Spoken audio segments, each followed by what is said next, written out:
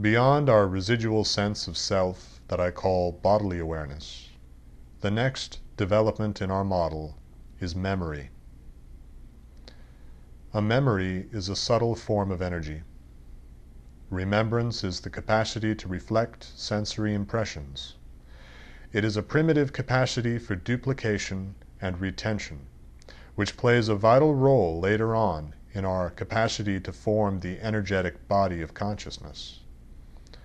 Without a capacity for retention, represented in embryonic form by the function of memory, the development of the soul would be impossible. Memory is the springboard for conceptual thought.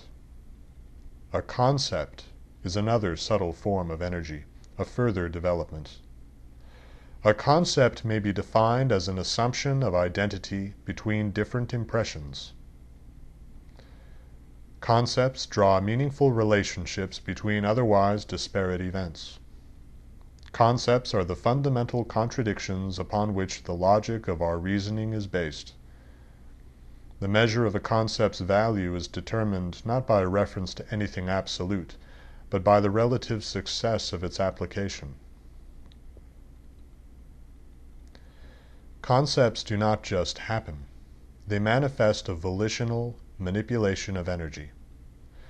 Conceptualization demonstrates another phase in our development, another modification in our energetic being. Conceptualization is an embryonic reconciliation of opposites, whose perfect realization is only achieved much later in our development, beyond concepts, through attention. Concepts only make sense in relation to each other. Concepts define one another. No concept is independently complete. Thought is the association of concepts, a further development. Thought is a process that consists of reflection and comparison. Thought can reflect the past and predict the future. With thought, we possess concepts of time and progress. Through the association of concepts, increasingly more complicated concepts arise. As a process, thought is a continuous investment of energy. When energy is continuously vested in thought, to a certain extent at the expense of sensory awareness, the result is the development of what I call chronic thought. When thought becomes chronic, it seems involuntary. What develops from chronic thought is a concept of self that I refer to as the self-reference. The self-reference is merely a concept, not an entity. It is a reference to the developing energetic being who we are. At this stage of development, our being remains incomplete. It consists of the flesh and thought. It consists of sensory awareness and a residual sense of being, but remains little more than a bundle of behaviors, a corporate entity, not a legitimate individual.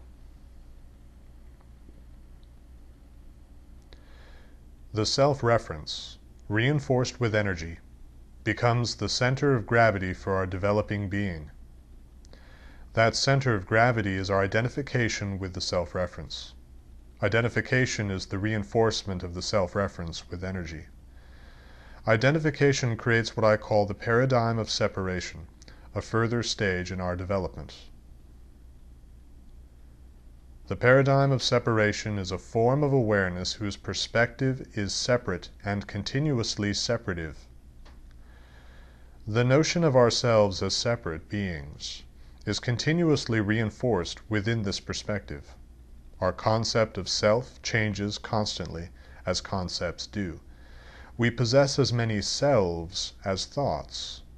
Each self, or center of gravity, vies with the others for dominance. Power shifts between them, and hierarchies form. The separate self, that is, the incomplete being that we are in this stage of development, is very mechanical. It is heavily conditioned. Conditioning is mechanical behavior. Mechanical behaviors are determined largely by external circumstances. The separate self does not act, it reacts. It is not free, despite its ability to choose. Choice is a movement from a center of identification, not freedom. The dilemma of the separate self, or separate selves, has three primary characteristics: fear, desire, and antagonism. Fear is the space between the separate self and others. Fear resides in the center of the separate self. Fear is implied in separation. Where there is identification, there is fear. From fear arise desires to be secure, desires to be fulfilled. Endless desires arise. As long as separation remains, desires arise. Desires can be contradictory, as separate selves are contradictory. One self desires something that another self does not. One self desires something at the expense of another self. Whether these desires occur within one person or between one person and another, the inevitable result is conflict. Antagonism is the ultimate expression of the separate self. In its struggles, the separate self dissipates energy. This brings us to the next stage in our development. The phenomenon that I call the contraction is a concentration and dissipation of energy. It resembles a wheel or vortex of energy. The contraction exists in various areas of our energetic being.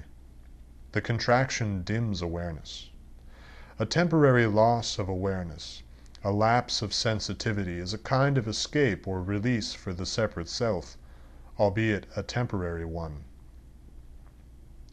The pursuit of pleasure is a means by which we exhaust ourselves, temporarily relieving ourselves of sensitivity to our chronic condition. The release, however, is really only a trap, because it binds energy in the contraction, which itself is a condition of separation, not freedom. The contraction stumps conscious development, and conscious development is the only way to genuine freedom. Through further developments, energy is accelerated and circulated rather than concentrated or dissipated. We live in an establishment that reinforces the paradigm of separation. The institutions in which we live, political, economic, technological, and cultural, reflect the hierarchy of dominance inherent to that paradigm. The values of the establishment are those of pleasure and convenience, entertainment and distraction, not consciousness. The establishment is, in fact, at odds with conscious development. The establishment is designed to keep us asleep. It has to be sly about it, of course, otherwise it might awaken us to the truth.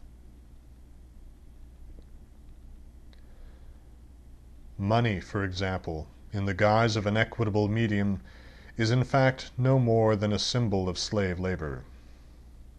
Advanced technology, while promising individual empowerment, actually robs the individual of his autonomy and is a means whereby the few maintain control over the many. Representative democracy is a sham in which power remains in the hands of those with the most effective constituency.